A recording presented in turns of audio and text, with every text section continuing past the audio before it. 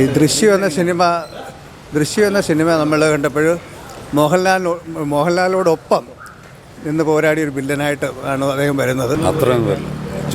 ജോജോയുടെ റേഞ്ചൊന്നുമില്ല. നന്നായിരിക്കും. നമ്മൾ കാണാൻ കയറിയപ്പോൾ എങ്ങനെ ആയിരിക്കും നമുക്കൊരു ധാരണയുണ്ടല്ലോ. കാരണം ബഡ്ജറ്റ് കുറവാണ് തോന്നുന്നു. അപ്പോൾ അതുകൊണ്ട് തന്നെ കഥാപാത്രങ്ങൾ ബാക്കിയുള്ള ചെയ്തതൊക്കെ ലോ ബഡ്ജറ്റ് ആയതുകൊണ്ട് അതൊരു ഷാജേട്ടൻ്റെ പെർഫോമൻസ് എങ്ങനെയാണ്? സൂപ്പറായിട്ടുണ്ട്.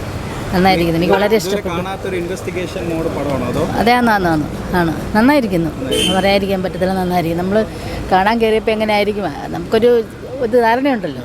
പക്ഷേ അതിലൊക്കെ അപ്പുറമാണ്. വളരെ വളരെ നന്നായിരിക്കും. സന്തോഷമായിട്ട് കണ്ടുകൊണ്ടിരിക്കുക.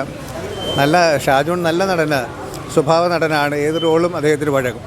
ഷാജോൺ സ്ഥിരമായിട്ട് ഒരു പോലീസ് കഥാപാത്രങ്ങൾ തളച്ചിടപ്പെട്ട ഒരാളാണ്. ഈ ദൃശ്യം എന്ന സിനിമ നമ്മൾ കണ്ടപ്പോൾ മോഹൻലാലിനോടൊപ്പം നിന്ന് പോരാടിയ ഒരു വില്ലനായിട്ട് ആണ് അദ്ദേഹം വരുന്നത്.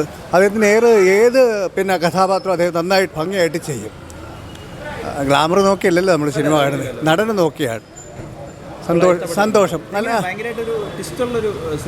തീർച്ചയായിട്ടും നന്നായിട്ട് അതിൻ്റെ തിരക്കഥാകൃത്തെ നന്നായിട്ട് വർക്ക് ചെയ്തിരിക്കുകയാണ്.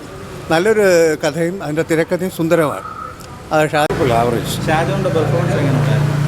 അത്ര വലിയൊരു കണ്ടന്റായിട്ട് പറയില്ല. പുള്ളിക്കാരൻ ആ ഒരു ക്യാരക്ടറായിട്ട് വന്നപ്പോൾ എങ്ങനെയുണ്ട്? കുഴപ്പമില്ല. വളരെ പറഞ്ഞു നമ്മുടെ ജോസഫ് എന്ന് പറഞ്ഞ സിനിമ അത്രയും വരില്ല. ജോജോയുടെ റേഞ്ചൊന്നുമില്ല.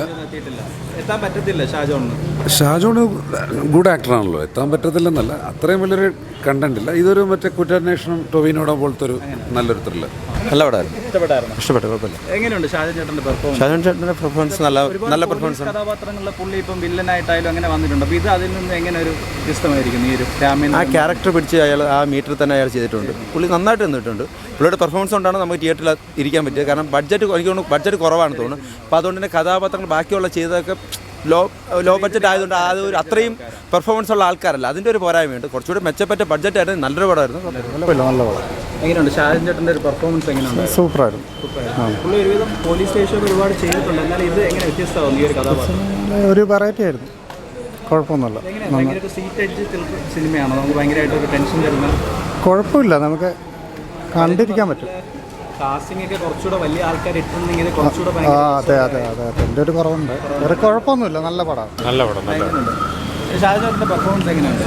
നല്ല പെർഫോമൻസ്. ഭയങ്കര ഇൻവെസ്റ്റിഗേഷൻ നല്ല പടമാണ്. ഭയങ്കര ടെൻഷൻ അടിപ്പിച്ചോ നമ്മളെ? ടെൻഷന് വലിയ ഇതൊന്നുമില്ല, പക്ഷെ നല്ല പടമായിരുന്നു. ഷാജോൻ ചേട്ടൻ എങ്ങനെയുണ്ട്? കിടിലം. ഇൻവെസ്റ്റിഗേഷൻ ഓഫീസറായിട്ടാണല്ലോ. അതെ, നല്ലതാണ്. എങ്ങനെയാണ്